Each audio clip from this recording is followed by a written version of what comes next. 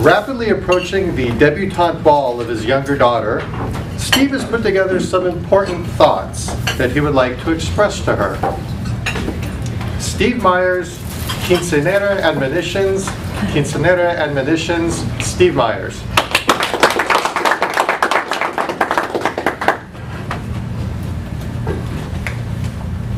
Thank you, Mr. Toastmaster. Fellow Toastmasters. 2 years ago, I was at this podium when my eldest daughter was about to have her quinceañera,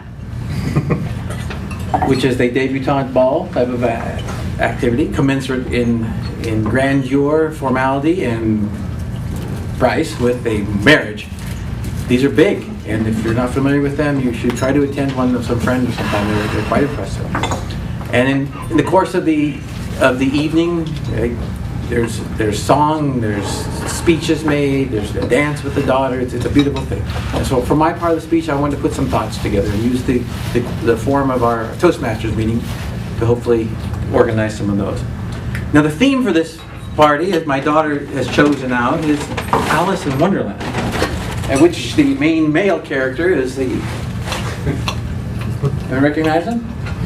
Mad Hatter. The Mad Hatter! So I will be the Mad Hatter at some portion in that evening here. And I probably will take it off when I actually give my speech, but it's a good visual device to have here. 3 pieces. Number 1, Noce te ipsum, which is Latin for know thyself. Knowing yourself. Kids take so much time to figure out their new apps on their phone and the coolest features on Facebook and the details in the Glamour and People magazine. But knowing yourself is ultimately, everything's going to come down to how well you know yourself, how well you keep this vessel clean. This vessel should have a critical nature in what it lets it come in, what it lets influence it.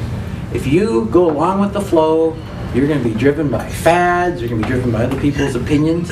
Having an internal contentment and a belief in your own value, your self-esteem, is one of your biggest assets in life. And unfortunately, adolescence is a time where that gets kicked from one end of the playground to the other, and things people say, you read, you can get scoffed, you can scar people for life. Study that out. Study out why you do what you do. Now my daughters are going to be taking psychology in high school now, and I'm very impressed because I think of all the things you can do in high school, that's the most valuable class you can take.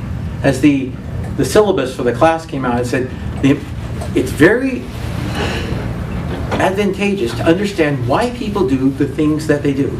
But even more advantageous is to know why you do what you do. And so I hope they gather from that. At the core, which I tell my children, we're mammals.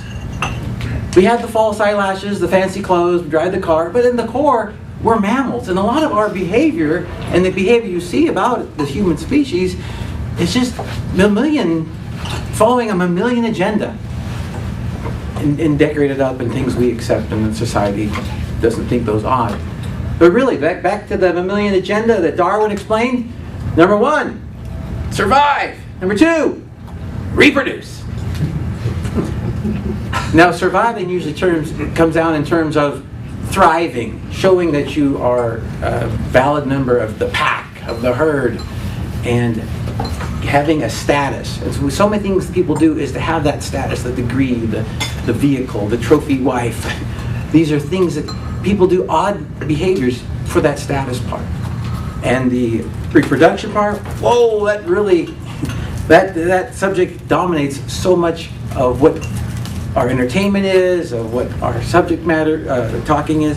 When you see teenage girls spending hours poofing, spraying, teasing, flirting, stretching, and I go, wow, I look like a peacock here, really. I'm thinking in my mind.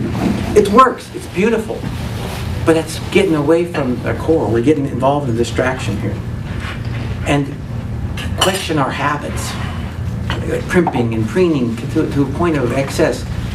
It can show that you are adhering to a mammalian agenda which doesn't have the long-term objectives that we should be having. We were given frontal lobes here. These amazing frontal lobes, which makes us a little awkward as children because our heads are too big.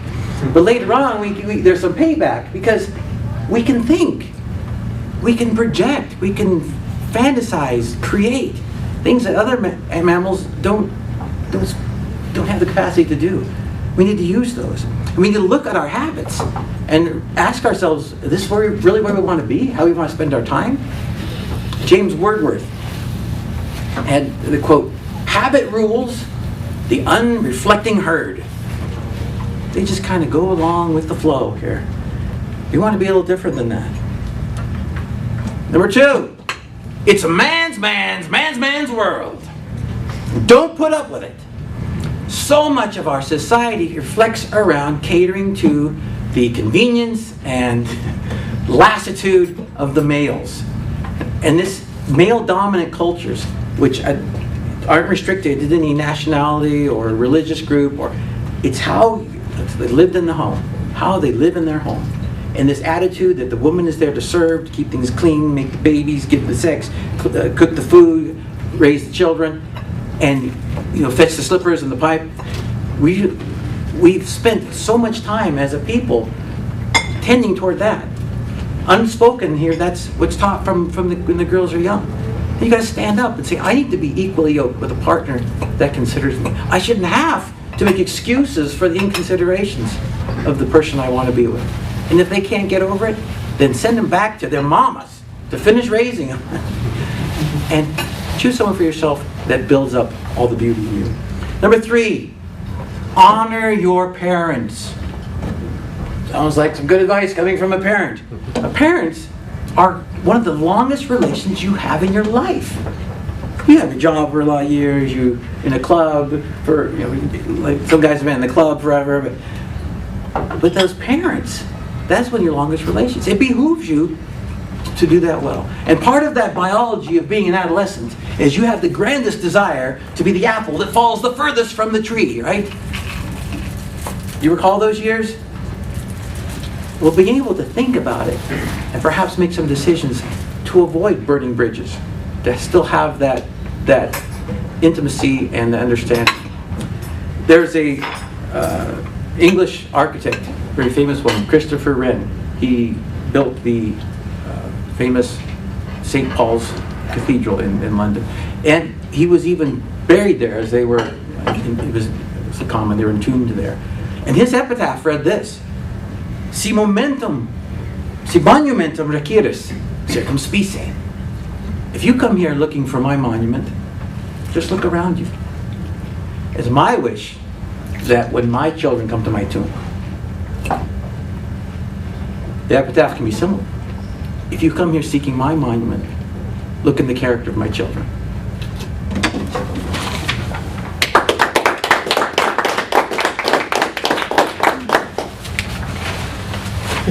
Thank you very much, Steve.